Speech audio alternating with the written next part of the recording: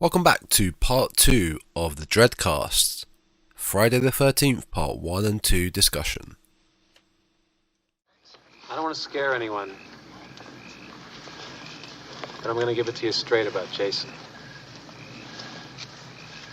His body was never recovered from the lake after he drowned.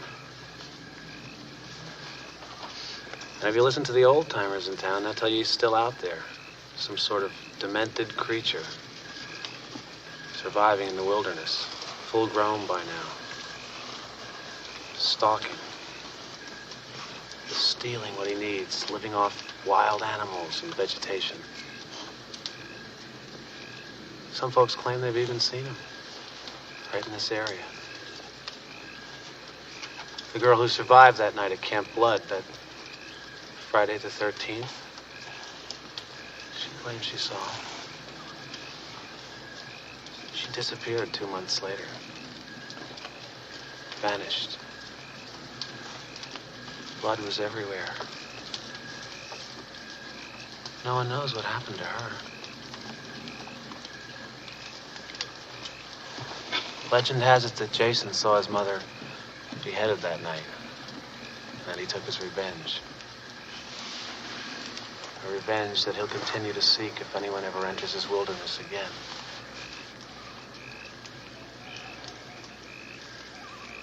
And by now, I guess you all know, we're the first to return here. 5 years. 5 long years he's been dormant.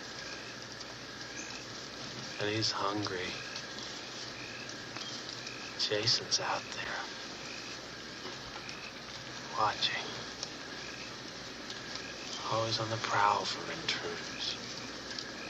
Waiting to kill. Waiting to devour. Thirsty for young blood.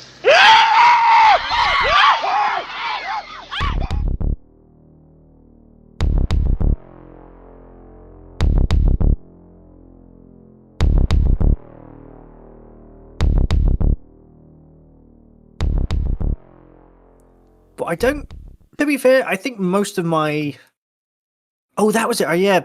A lot of the killers, not the killers, counselors, sorry, they're not actually killed off until well over the halfway mark.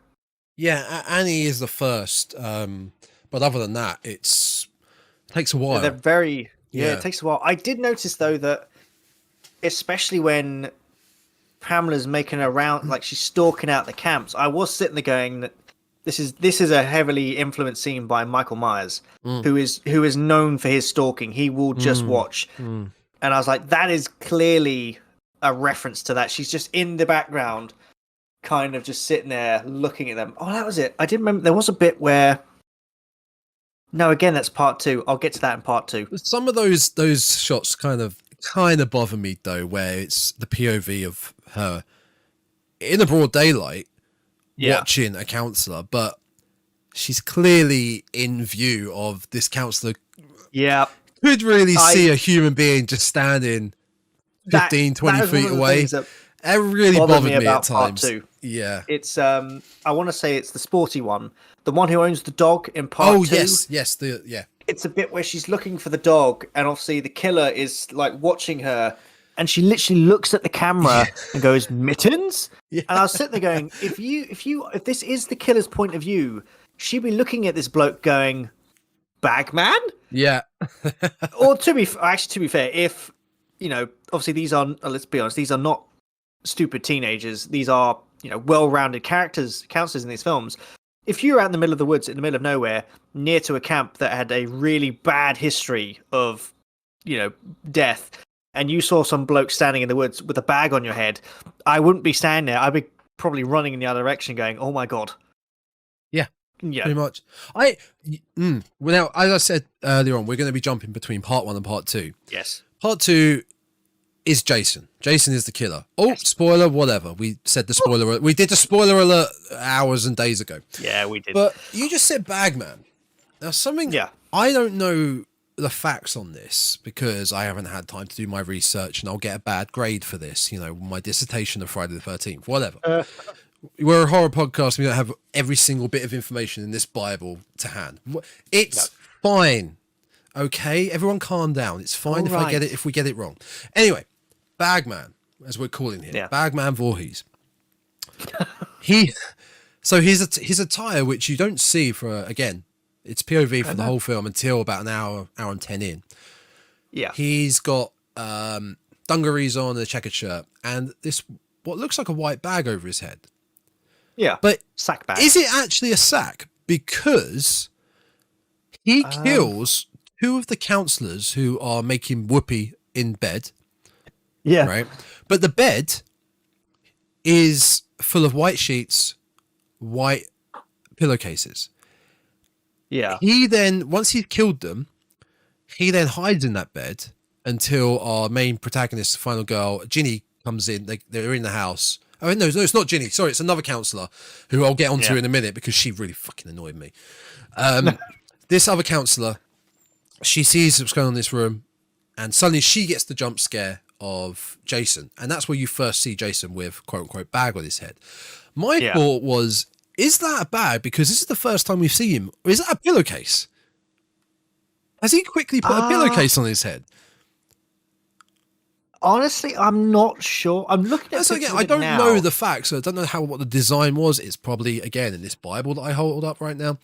It probably could be a sack, but it made me think, has he just quickly put on a pillowcase? The thing is, though, it looks like he's tied something around. That was the other thing. Neck. Yeah. Potentially. What I want to know is why he's only got one eye hole. That kind of annoyed me. Yeah. I don't know why. He's got one eye hole. I'm like, just cut the second eye hole out. He's a very simple person. Spoilers, the reason why he wears a mask is because his face is quite deformed and he doesn't like people seeing his face. But I would personally, I'd cut another eye hole out. Yeah, well, knowing him, he'd probably do it while wearing the bag. Yes, probably would do. It's a burlap sack. It is a burlap sack. Okay, I wasn't sure. I was like, that would be quite something, quite a connection that it's linked to the bed that he just killed the two counselors in. So, I got to cover my face. Do that. Put the pillowcase on. So apparently the reason why they did it is because the costume designer, when they came up with the idea to have his face concealed, they came up with the burlap sack because where Jason lives, and we get to see Jason's house where apparently he's been hiding this whole time, even though his mother was technically his mother should have found him. But anyway, that's one of these long running things. It's like, well, if Jason didn't drown, what on earth has he been doing whilst his mother's been out killing people? But it's never touched upon. That is one of my first points on my Friday the 13th part 2 notes on my phone, which I'll get to. There's a couple more things I just want to discuss with part 1. Unless have you got anything more of part 1 that you'd like to discuss? No, honestly, to be fair, my part 1 is kind of done. I had more notes on part 2, to be fair. With part 1, there's a couple of things I noticed that it's the Friday the 13th films. If you've never properly seen them, but you're aware of them, they're set at a camp, right? They're set at a camp by a lake, in the woods, a forest, middle of nowhere. Yeah. For the most part, they're all shot and set there. Something that really threw me is a little thing. There's a scene in a diner in part 1, which is completely away from the camp, which is with Steve. Oh, yeah. That's where Steve goes. And then he comes back to the camp. And it just threw me that, it's not, there is these just odd scenes that's outside of the camp. You just assume it's all set at this camp. It's like with part 2. They go to the bar. At the camp, apart from that bar scene. Yeah. Which is then, as I mentioned, and Alice's house at the beginning. Oh, yes. In the suburbs, which I have a big point on. Oh, okay. Let me have a look. What's my first notes? Most of my first notes is, again, it was great to see the return of the POV shots because, of course, they're probably like, well, we're doing a sequel, but we don't want to give away who the killer is again. Although I think it's kind of hinted at pretty early because obviously Alice's the prelude in part 2 is set 2 months after the events of the first film. Alice is suffering from PTSD. She's kind of not locked herself away, but she's shut herself off from society to kind of process what's going on. And obviously then she hears a sound in her apartment. then she hears something opening and she starts to freak out a bit because she's thinking, oh my God, she's back. She's after me. Turns out it was just her cat. But it's when she opens up the fridge and she sees the severed head of Pamela Voorhees. And then obviously, she meets her untimely demise. The whole time I was watching this, I was like, this an hallucination again? But then the film cuts out afterwards, and it's only mentioned a little bit later by, again, lead counselor teacher when they're in a bar scene. No, not a bar scene, where they're sitting around a campfire, and they're like, the only survivor disappeared. Yeah, yeah. And again, you're like, when you hear that, you're sort of like, did she die, or did she just was that a trick of her mind, and she's just vanished, and she has just left? I like that. I did like that. Just before I get onto my rant about exactly what it's a little rant, I'll be honest, about what you've just discussed. That's all right. We do have to discuss 1.5 more things about part 1. Okay. And the half is just a little thing that I noticed. They generally kill a snake in part 1.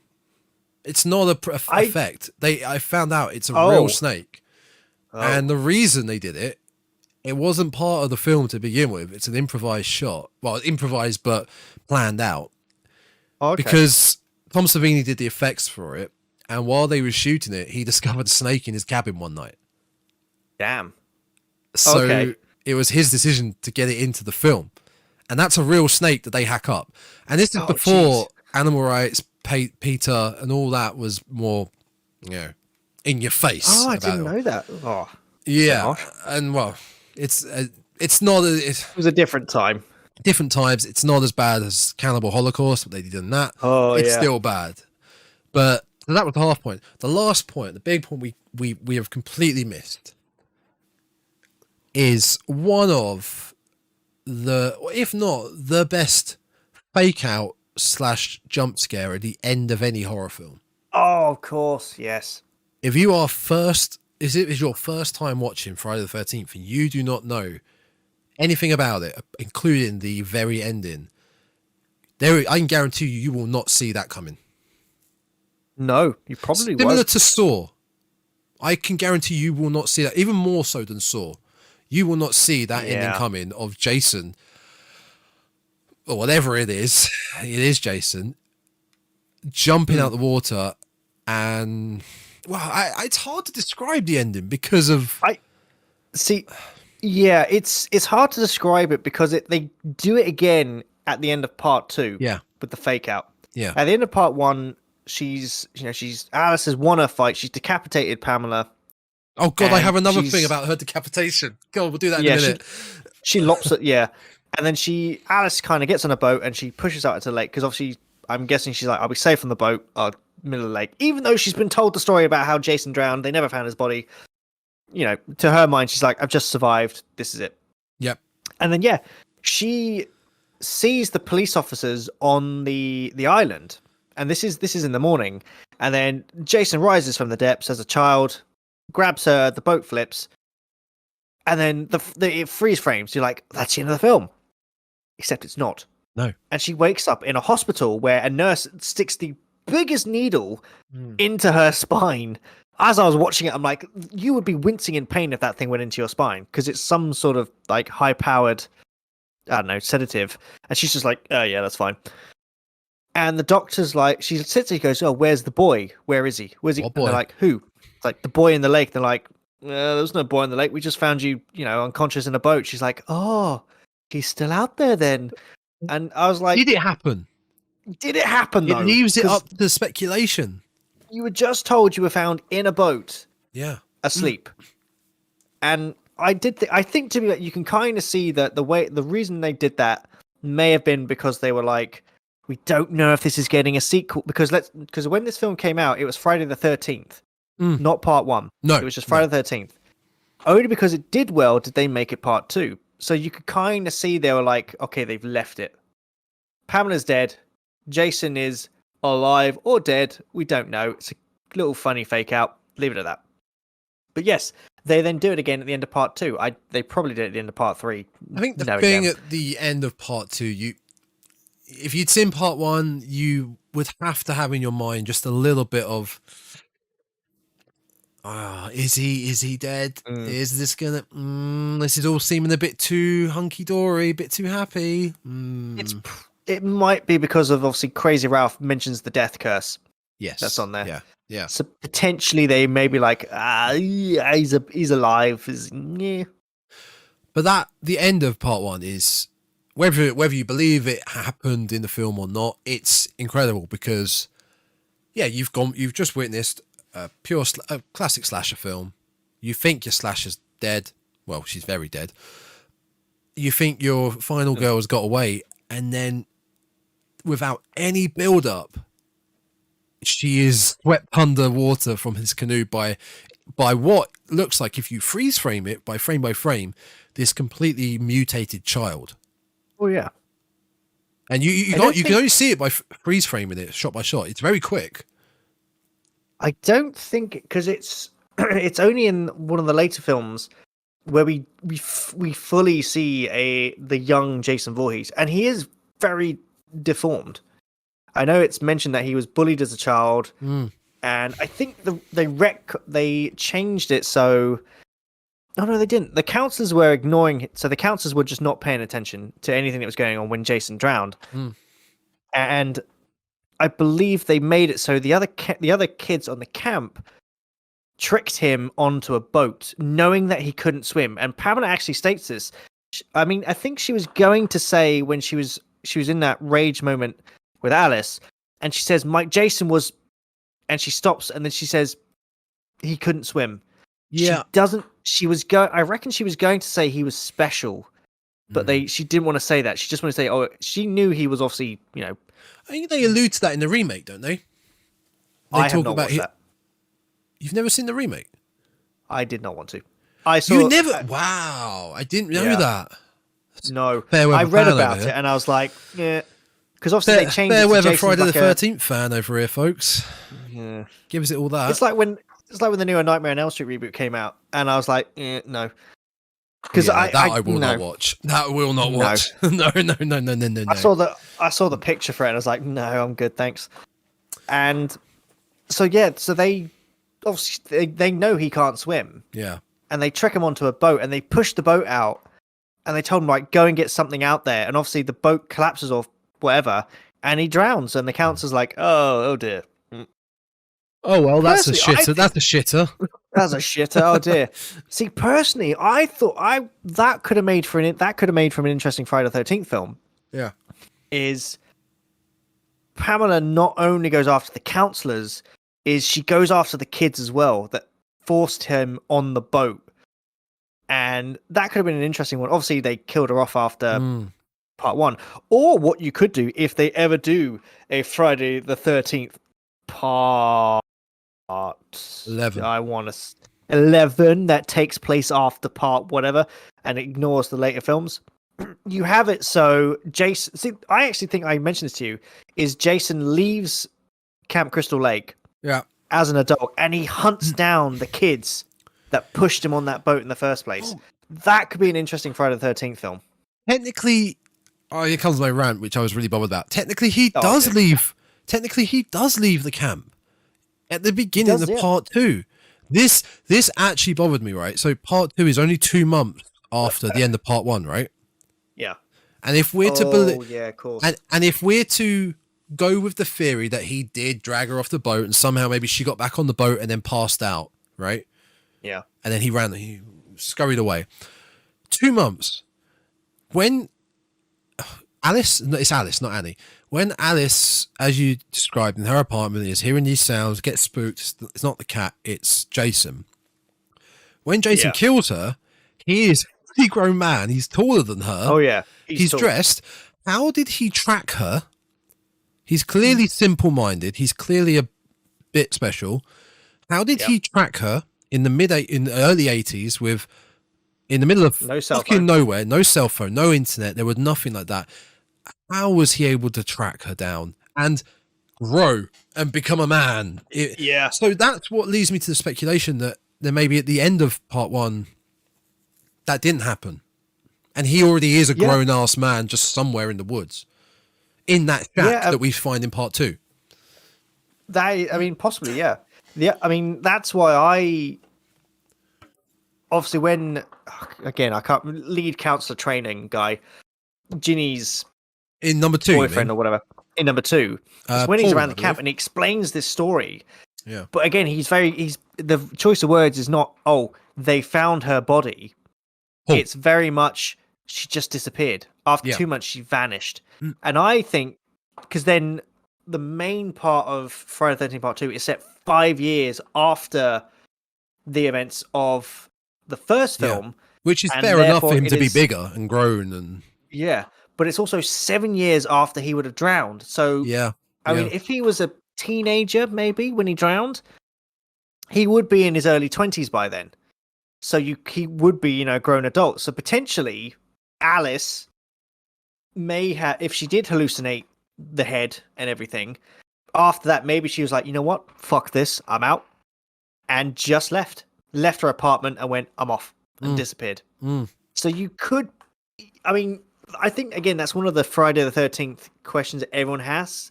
It's how on earth did he grow that quickly if he was a child and then he's a man?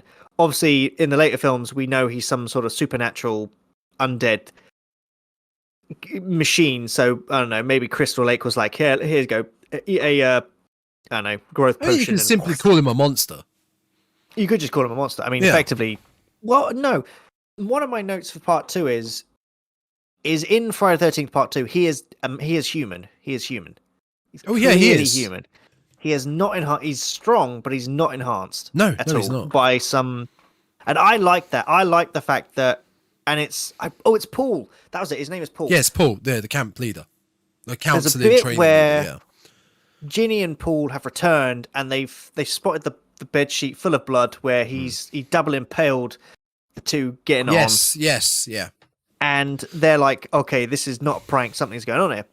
And Paul is actually almost able to hold Jason off for a little bit. He's able to go toe to toe with him. Yeah. Which shows that he's not this, not enhanced. Although that really bothered me because she could have helped, and she for a good 10 to 15 seconds she's standing there cowering. Fine, you're scared, but do something. I did. That was literally my note was Paul manages to hold off Jason while Ginny is useless and does nothing. That's basically my note on it. Going, yeah, all right, cool. I'm like, you just had a poker in your hand, clubbed the man over the back of the head. You could have ended the franchise here and there. Yeah. But there you go. You don't.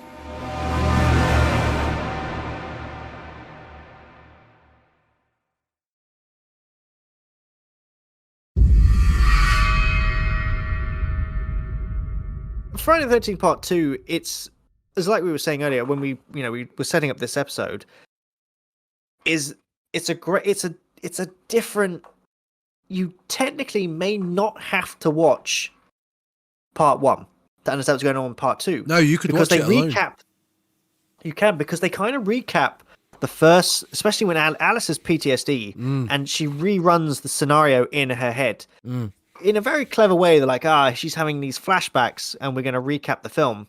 Now, I'm going to point something out to this. So I like learning trivia about this thing. This film is only 1 hour and 26 minutes long. Yeah. So it's shorter than the first one. 2 minutes of that is taken up by credits and titles. So effectively, the film is 1 hour, 24 minutes long. And the first 6.5 minutes of this film is just a recap of the first film. I thought it felt long. Yeah. So when you take out the 6.5 minute recap, and so effectively you're losing about 9 minutes of this film. This film is about 1 hour 13 minutes long. It's a really short horror film. And what was that film we watched recently? Oh, that was it. Halloween Kills. That awful film where when you watch it, you bring it up so much. I know, but I'm not gonna go. I could go off on a rant about Halloween Kills. I know. I'm gonna compare the time frames because the Halloween Kills runtime is it's very short. It's only like an hour and 20 minutes. But is it? You sure? Something like, well, it feels like it. What? Hour and 20 of the chanting. But like half an hour of it or 35 minutes of that film is just them filling in something that happened during the events of Halloween 1. Yeah. And then when you look at it, you're like, I've only got like 40 minutes of an actual new film here. The rest of it is stuff I've seen in Halloween. I don't need to see that again. So that's kind of what I was comparing to. So the film is actually quite short. And I noticed that the new counselors don't actually start dying until about 48 minutes into the film. Yeah, it all happens towards the end. Yeah, and again, at that point in time, you're like, there's only about half an hour left of this film. So it's like, Jason's got to get his groove on here, and he's got to kill him quickly. Although, to be fair, he doesn't actually kill all of the counselors. He doesn't. No, one's left at the bar. Never return from the bar. They just stay in the bar. And I'm like, good choice there. Good choice, guys. Yeah, I would.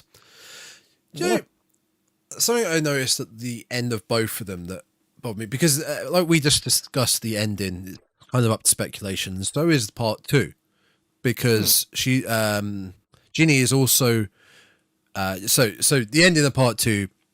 They think they've gotten away from Jason, but she's right by a window, and Jason dives through a window, slow motion.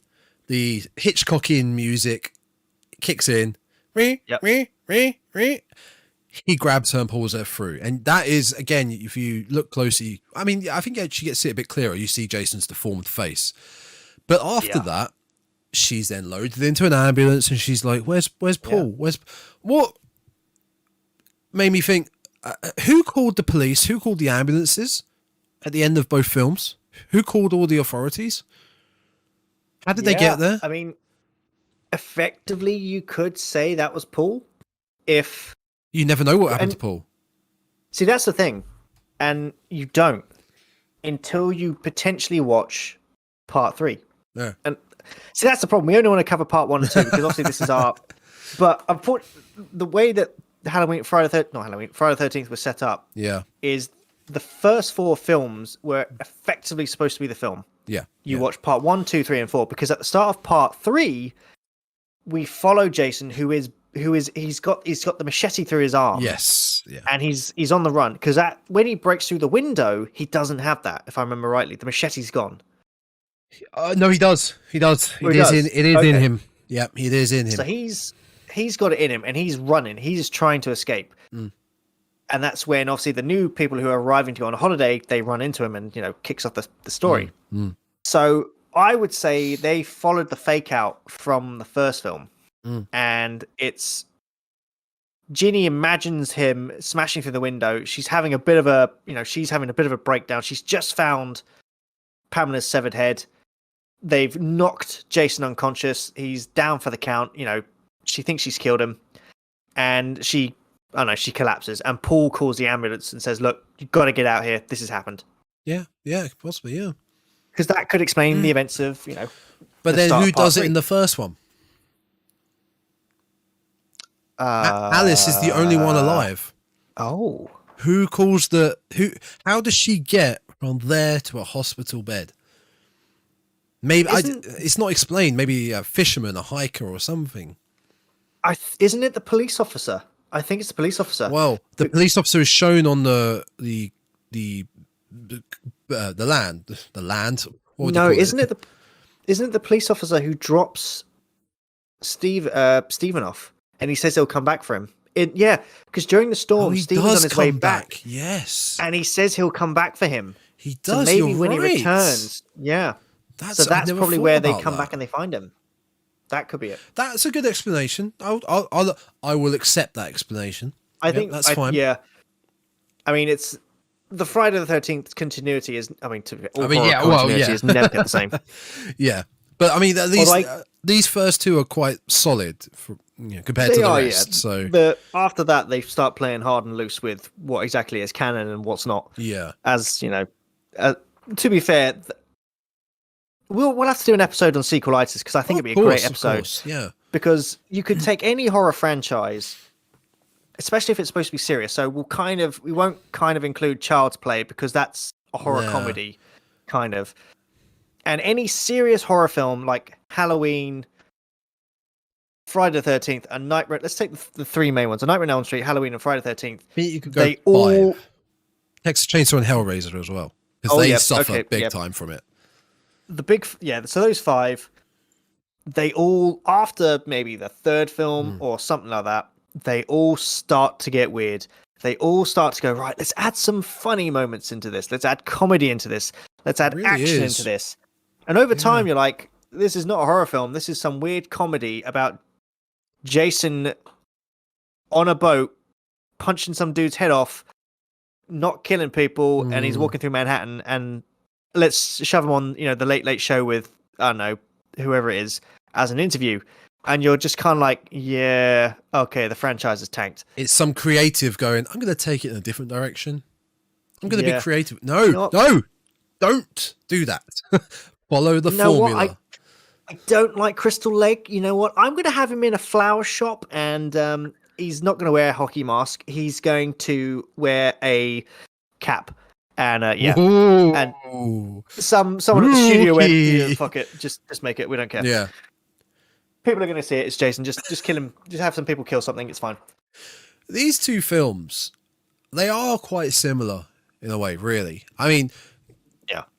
So if you compare the killers in both, so Pamela in the first, Jason in the second, they're both kind of doing it out of revenge. Not revenge, I'd say vengeance, a different word. It's not quite revenge because Pamela's already got her revenge in a way by the original 2 counselors. She's mentally unstable and she's got this trigger about camp counselors. Jason he has seen his mum being hacked. Yeah. He has taken his revenge on Alice, but again, he's doing what he's going for the counselors again, like similar to what his mum was doing. Yeah. What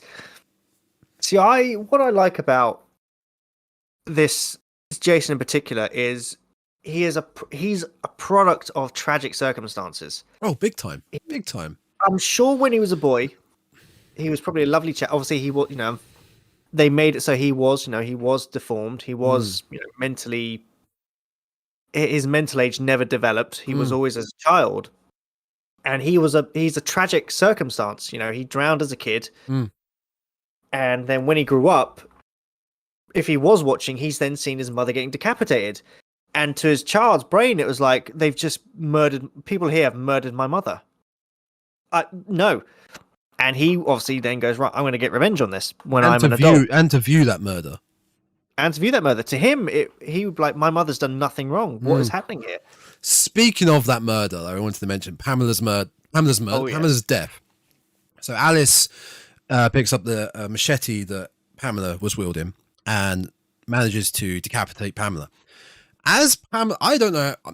Hey, I'm not a scientist, okay, but I play one on TV. I don't know how the human body works. I'm just a me, Yeah. But when you get decapitated, it severs your nervous system, your spine, everything. You're instantly gone. Okay. Her head is gone, but her arms suddenly come into shot and are waving around as if to sort of like work out where's my head.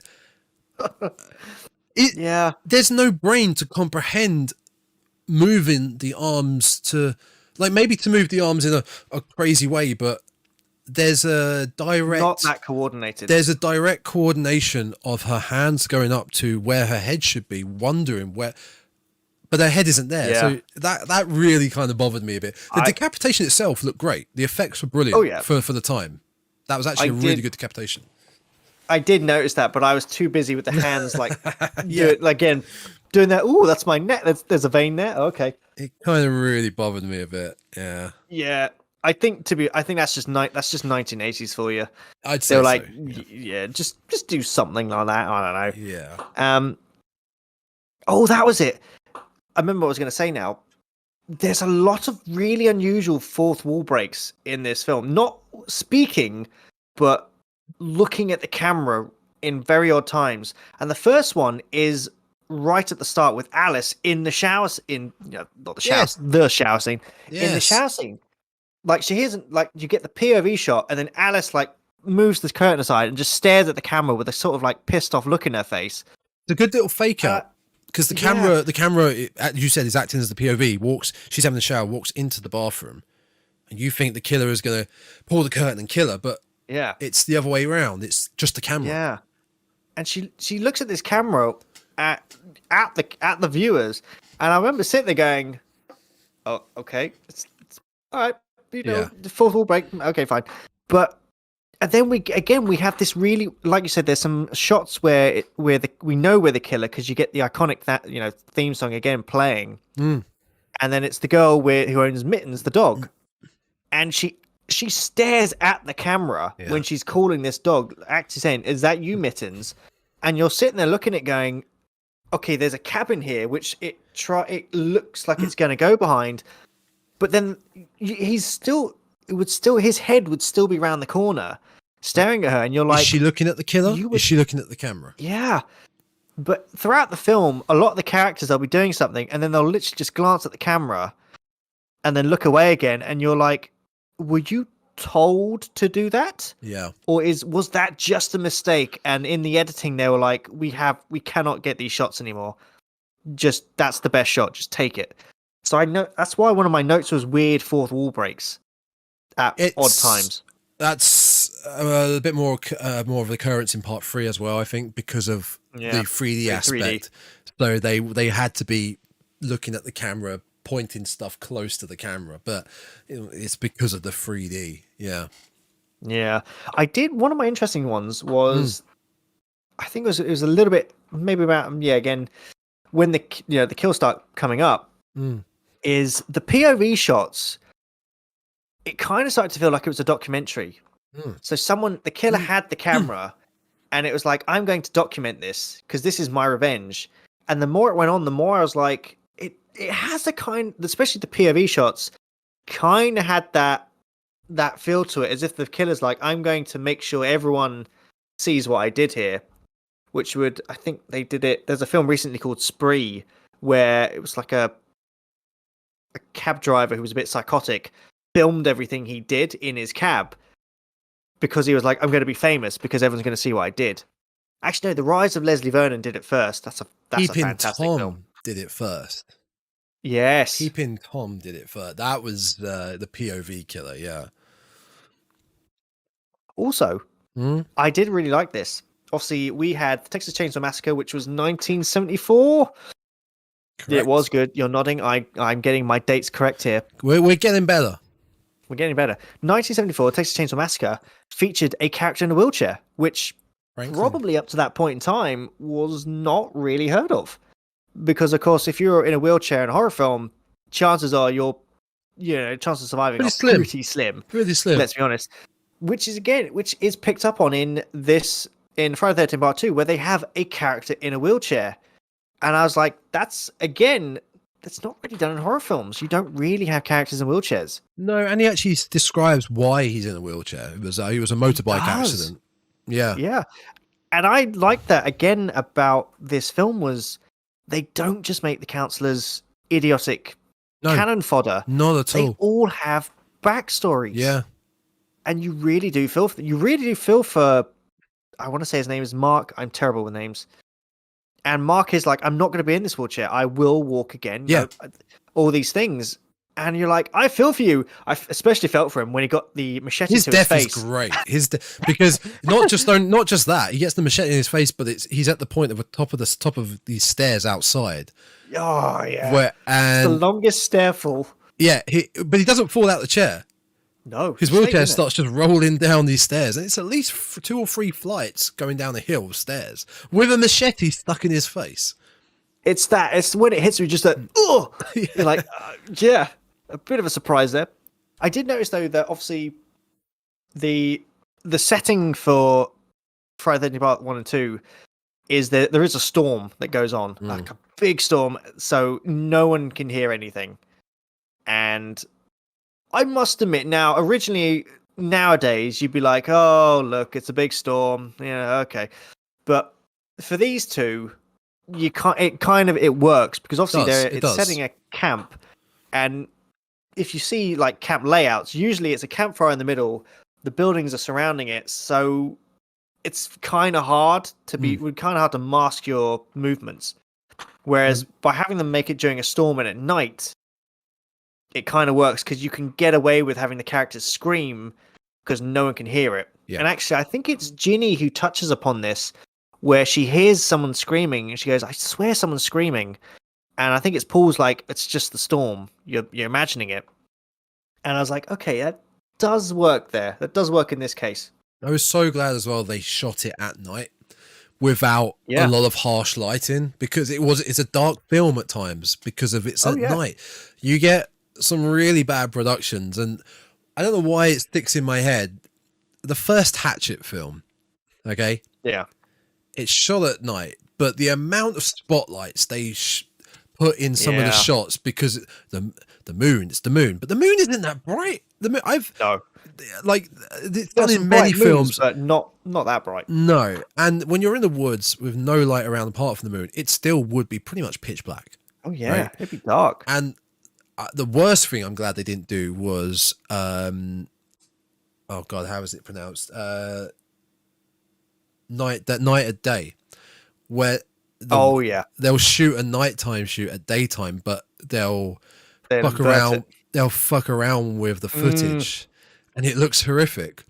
Like, this was just shot at night with no harsh lighting whatsoever. The time frames, actually, I really like this. Both part 1 and part 2 happen within 24 hours. Yeah. Because maybe not the first one. Well, no, it's 2 months. Maybe not the first one. The part 1 is a few days, I believe. But part 2, it's literally they arrive that morning. Yeah. Oh, yeah. It's that time. Yeah. And then they have the day. They get kind of said, and then it's like, tomorrow we start. You can go have a blast tonight, and that's it. And then half of them die overnight. So the second one's all within 24 hours. Yeah. Which is, time-wise, it's nice, because obviously some horror films, it's like, oh, okay, this dude's been hunting us for like 3 weeks. And you're like, okay, just shorten the time frame a bit there. But he's saying we could. Well, the discussion of Paul leans into part 3, but as a whole, these two really do lend well to being discussed with each other. They do. They just flow so well with each other. I mean, one of our ideas that we had for obviously our slasher versus slasher segments was, we thought, well, what we could do is we could do Pamela versus Jason. But the problem with that is it's kind of hard to do, mainly because if you were to take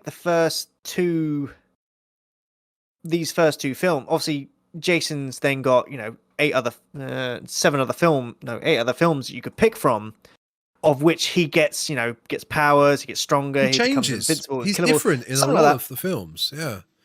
It would be hard to compare him to Pamela, because you'd be like, well, Jason wins hands down because he's an unstoppable undead killing machine.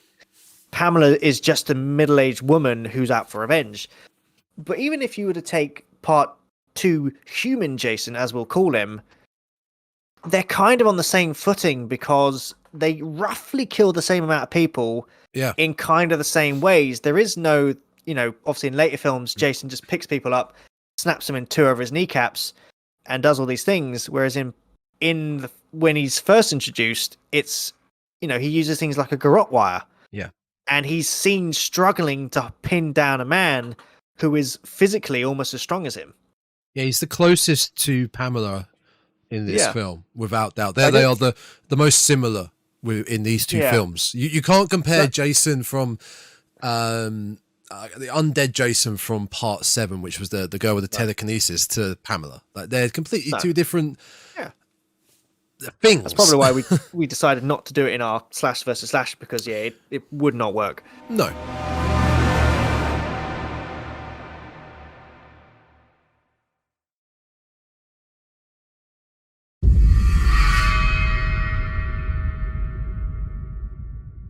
I want to go back to the bar scene, and this is why I asked you that question at the start: is Pamela evil? And they touch upon it in part 2, and part 2 is filled with lore. Ginny. They build upon at the start of when they're initially around the little campfire, they build upon the lore of Jason. Oh no, part 2 is not set around. It's set around a couple of days, actually, thinking about it. They build around the lore because we have the 2 counselors.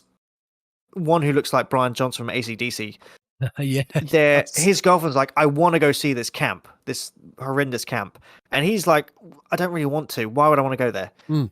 And then when they get there, the police officer's like, you should not be here. And it's very obvious that they're like, this place is off limits. We don't know if Jason's still alive. Loads of people died here. Do you have no respect for and I mean, you could kind of say that's the beginning of the teenagers in horror films that are like, I don't care what you say, I'm doing it anyway. Yeah. Screw you. But then later on, they build up the backstory about Jason. It's like, no, he drowned, all these things. Then his mother went crazy, started killing people. But in the bar, Ginny really thinks about this, and she has this great little speech where she basically, they humanize Pamela in this film. Start to sympathize with her in a way, somehow. Like, they sit there going, how would you feel if your son was left in the care of these people that said, we will look after your children for a certain amount of time, you know, our eyes will be on them at all times, and then they don't do it, and your kid drowns because they're like, I'd rather go have sex in a shack than watch your kid as he's drowning in the lake. And she does. She sits there and goes, and then can you imagine being Jason having to watch your mother die and thinking, okay, now I'm pissed because now this is my turn. And that speech is so unique of hers because you don't get that humanizing from a lot of the ignorant, dumb teens you get in the slasher films. No, it's rarely. I think the only other time it's done was in, I believe it's Candyman, where you get the backstory behind the origins of Candyman, and you really you feel bad for this guy because he fell in love with someone, as a black man, he fell in love with a white woman, and the community was like, no, screw that, we're not having this. And they torture the poor bugger, and they cut off his arm, they fill him with bees, they do nasty things to him. And then when he comes back and he seeks revenge, you're sitting there going, no, I kind of agree with that. No, I can see where you're coming from. It's all right. But it's rarely done. I mean, Michael Myers doesn't need one. They're like, Michael Myers is pure evil. He was born evil. That's it. Yeah, you're not going to change him. No. It is what it is. Like, exactly. You don't change him. And like with Chucky as well, yes, he had an abusive childhood. And again, you could say that shapes his character. Yeah. I don't know many others. Pinhead is a demon, so demon's going to do what demon's going to do. Yeah. But I loved that bar speech where she's trying to talk to Paul, and I don't know the guy's name. He's one of the only survivors. His name. He's one of the other camp counselors. Yeah. And the two of them are just like, I don't know, Jason's not, I don't care. They absolutely don't care. But I think this is why Ginny is one of the most loved characters of the franchise, because I think she is. She's one of the best for Final Girls. Yeah, because she's trying to understand these two characters, and you can just, I mean, if anyone was going to survive, thankfully it was her. I mean, she does survive. Yes. Which is nice. The actress actually left the acting industry. I think she didn't do anything. I think she left in like 2003 or something. She left. She actually came back in 2021, where she reprised her role as Ginny in a Friday the 13th fan film. Really? Yeah, she did a voice role in a fan film. I thought it was really nice. You know that she was in a film 5 years after this that we have already talked about. Yes, she was in April Fool's Day. There it is. She was. Yes. Yeah. Which I brought up during that review. Yeah. And I was disgusted you didn't recognize her. I know. To be fair, it has been a while since I'd seen part 2, so my memory for these things is pretty bad. Completely the most side note of side notes. April Fool's Day is a 6.1 on IMDb. Halloween Kills is a 5.5. Well, I mean, yeah. I can't remember what it was. I was talking to something was jogging my memory the other day, and then I was like, oh, it was. I think my missus had sent me a TikTok, and it was like, I need 216 days till Christmas, and I was like, oh no. But then I sat there thinking, oh my god, it's going to be October soon, and we're going to have to get through Halloween Ends. I was like, I'm looking forward to that. I'm looking forward to that discussion. Yeah. I don't know. Well, as we, I don't. In my perspective, as we start to wrap this up, I don't know if you have much more to discuss, but oh, I did have a really funny. No, go for it. Go for it. My funny thing was obviously we get Pamela's head shrine Yeah. where Jason collects his kills. And I just remember looking at her head going, she's very fresh, despite it being like 5 years after her head was lopped off. I'm like, you're still looking somewhat fleshy. It's quite fleshy. He's very good at preserving, apparently. Yeah, apparently so. I just remember looking at it going, that's just such a weird... Which again is another psycho, I wouldn't say homage, but I mean, you could say homage. Maybe. It's Norman Bates. I mean, he kept his mum's skeleton body. Did you catch the iconic line in horror films that survivors should never say, which is touched upon in Scream by Stu? Did you catch it? I'll be right back. Yeah, it's mentioned by, I believe it's Vicky. She goes, it's Vicky as she's talking to Mark when they're playing the game, the hockey game for positions, and she goes, "I'll be right back." And I was like, "No, you won't. You said it. You said the words. That's it." He's just as I was about to wrap this up. She's actually one of the deaths that annoyed me in part 2. Now, as I mentioned, when I mentioned earlier about what I thought wasn't a bag was a pillowcase over Jason's head. Yep. So she goes into the room where the couple were making whoopee. They're dead. They've been moved out. Jason's hiding in the bed. She goes into that room and reveals Jason. He starts to back away to the door like terrified. Oh, yeah. Backs into a body. I think it's of the guy, part of the couple that were making whoopee. She's a good 10 foot away from Jason. Yeah. He picks up the knife and we're in POV mode and he's slowly approaching her and she's just cowering. You could easily run out of the door. And she's there for a good 5 seconds, which is a long time with him moving slowly. He's not rushing. He's not rushing. Of course, what is that? That scene is referencing another very famous horror scene. Which one was it? We've mentioned this film quite a few times tonight. Psycho. Nope. No. Hang on. We literally spoke about one of the sequels coming out about Halloween. a minute ago. Yeah, it's the Halloween. It's the opening scene from Halloween where he's dressed as with the his ghost, sister. Yeah, and he's got the knife. Yeah, and he kills his sister. He's dressed as a clown. Well, he just is a clown, but it's that POV shot where he's got the knife out. Yes, he's holding the knife as he's walking towards her. He's like, "What are you doing?" Don't kill. To be fair, one of the best death faces ever was the girl who's literally making whoopee a minute ago.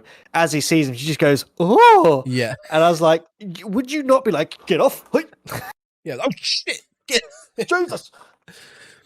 So on IMDb, Friday the 13th Part 1 has a unanimous 6.4 out of 10, which I think could be a little bit higher, but that's fair. I think it's fair. But Part 2. Let's have a look at Part 2. I haven't looked at the trivia as well. Part 2, we're looking at a 6 out of 10, so pretty much similar. And I think that's fair for both of them. I think all in all, I hadn't seen these films in a long time, and I've enjoyed rewatching them. I really have. I did. I've seen Part 4 and 6 because they're my favorites. I've seen Part 4 and 6 a lot more than these two. But yeah, it was really good to rewatch them again and point out a lot of things that I wouldn't have noticed the first time round, which we've discussed. Yeah. I mean, I'm biased because I'm a huge Friday the 13th fan. Of course. Annoyingly, I have a Friday the 13th Corvid Culture jumper which you cannot get anymore, and I only realized last week that I cannot find it, and I'm really not happy. I think I've left it at my nan's house. I hope it's there because otherwise I can't get this jumper anymore because the company went bust. They shut down. So I've been looking high and low for this jumper because I need to find it again. It was a Cyborg Jason jumper, so I don't want to lose it. Have you got I'm wearing the Michael Myers Myers a picture of it? I'll send it to you so we can put it on the. I'll put it on the. Well, what you could do if you can't find the jumper, you take the picture to a printer and you get them to draw it up and print it onto another jumper. I might just do that actually. Yeah, if I can't find it, I'll just say, look, just take this jumper and just remake it, please. It's the best way to copy merch if you don't want to buy merch. Yeah, I might have to draw something up on Photoshop that's similar to the merch you want. Take it to a t-shirt printers and get them to print it on a t-shirt. Good idea, actually. Yeah, probably a lot more cost effective. So, did you say you had some nice little trivia points to wrap this up with? Well, interestingly enough, when Amy Steele was filming that final scene, the fake out where Jason was jumping through the window, she was actually terrified of that scene. She knew it was supposed to break, but every time they heard them filming, she would honestly tense up because she knew that the guy playing Jason was about to come bursting through the window. So much better because you get more of a real reaction, a more honest reaction rather than an acting reaction. This Jason was also the shortest Jason ever. He was only 6'1". Obviously, the Jasons later on were monster men who were like 6'5" and above and were gigantic people. Kane Hodder was, and I think I discussed a while back, part 3 and part 4 was pretty much a senior citizen stuntman in costume. And you can tell because of the way he runs like an old man. That is true, yeah. Who was he played by? He was played by... Was it Ken Kersinger, was it? Richard Brooker. Part 4 was... I had it here. Ted White, that's the name. Oh, yes, that was it. American Stuntman. Yes, he was... I was going to say he was born in 1926. Part 4 came out in 84, so he was 62 when he played Jason in part 4. That is fairly old. He runs like a 62-year-old American stuntman in part 4. Yeah. Yeah. But, I mean, to be fair, to play Jason, he's not the quickest moving. Well... He's not in the later ones, but in the early ones, we discussed, he is in part 2 in a way. He does run. He does properly fight and tussle with Paul at the end. Later on, Jason is very stoic, very robotic. That's true, actually, yes. Also, we didn't mention this, but this film doesn't actually take place at Camp Crystal Lake. It takes place nearby, whereas I think most of the rest of the films do take place or in Camp Crystal Lake, if I remember rightly. Yeah, not the same location at the lake, but around the lake, for instance. Here's last 2 bits of trivia. Oh, go for it. When they were coming up with Jason's name, they called him Josh. So it originally was supposed to be Josh Voorhees, but apparently they were like, Josh is not scary, so we'll call him Jason instead. Clearly they didn't like the name Jason. They were like, Jason is a scary name. Let's call him Jason. And the original movie title of part 2 was Jason, which is quite amusing considering that later on they had to call the films Jason. I think that would have been awful for the first sequel. Friday the 13th, and the next one goes, Jason comes out later. You're like, okay, this is a new horror film? That would have been awful. It would have been a big spoiler as well. Yeah, exactly. Like, it takes away the mystery. Go see the horror film Jason. It's like, there's a killer stalking us. People are like, is it Jason by any chance? It's the name of the film. Huh? So, we've discussed part 1 and part 2. Yep. We'll come back to the franchise a bit later on at some point. But to transition from this franchise to another franchise... Yeah. Oh, yes. Yeah. What are we going to be looking at next? So next, I mentioned it earlier at the very start of this this episode. I almost, as soon as I said it, I went, shouldn't have said that. Whoops, may have given it away. But we're going to be taking a look at Freddy versus Jason. Yes. However, we're going to be doing it on our own. It's kind of Freddy versus Jason, slasher versus slasher. So we thought it'd be quite fun to take a look at this film, pit these two icons together, and then go into A Nightmare on Elm Street. Yes, Nightmare on Elm Street. I'm looking forward to this.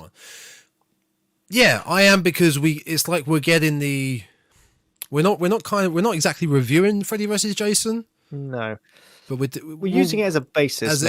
Yes. So we're getting the pain out the way before we get to Nightmare on Elm Street. I think, to be fair, Freddy vs. Jason is quite a good slasher versus slasher basis, because we can actually say, right, well, rather than going, right, which Freddy do we use, which Jason do we use, we can just sit there and be like, well, we'll just use these two because they're in the same universe. So whatever powers they have in this film, that's what we'll go off. Exactly.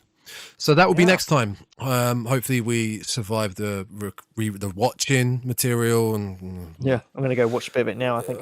Well, you're braver than me. But until then, Find us on all the socials. We got socials. We do. We have socials. We got plenty of socials. Oh, Where are your socials? You can find me on Twitter at Tainted Souls. You can find me on Instagram at Tainted Souls. You can find me now on TikTok as well at Tainted Souls. You can find me on all those 3 lovely platforms. And on YouTube, of course, Tainted Souls, where you... Actually, no, I have my YouTube channel, Tainted Souls, but that's not where the YouTube videos are because I never get them uploaded. So they're over on Tom's channel, not mine. And that channel is, which I have actually changed. I've been rebranding my own stuff. You can find the channel on YouTube at Tomzilla. TomZilla. It's a little bit easier than a 2-word gaming grindhouse. So I just called it Tomzilla. But there is the official Instagram of the Dreadcast, _Dreadcast on the Instagrams. And on the Twitter at Tom Grindhouse. I need to change that. But yeah, do follow us there. And this podcast, you can find it on Spotify, Podbean, Amazon /Audible, Google, and Apple Podcasts. I believe that's all of them for now. Yep, and it's all just by searching the Dreadcast. Please do give us a good rating. We try. We try. A good rating, a follow, a subscribe, click the bell, click all those things that people say on YouTube videos and stuff, and just do all the following and all the rating and all that jazz. What the algorithms so we can, get our name out there. Yeah. But the main social probably for this podcast is probably going to be the Instagram. The official for the official one. The others are our own personal ones, but the official one, the _Dreadcast on Instagram. That's the one. I believe that's it. I believe so as well. We haven't got an outro because we can never come up with one. No, we do. We do. We're sticking with it. We're sticking with it. We've committed to stay creepy. Oh, we actually go with that. Oh, okay, cool. I think we should. It's so bad we should. Right, okay, well, there you go, listeners. You can stay creepy. Yeah.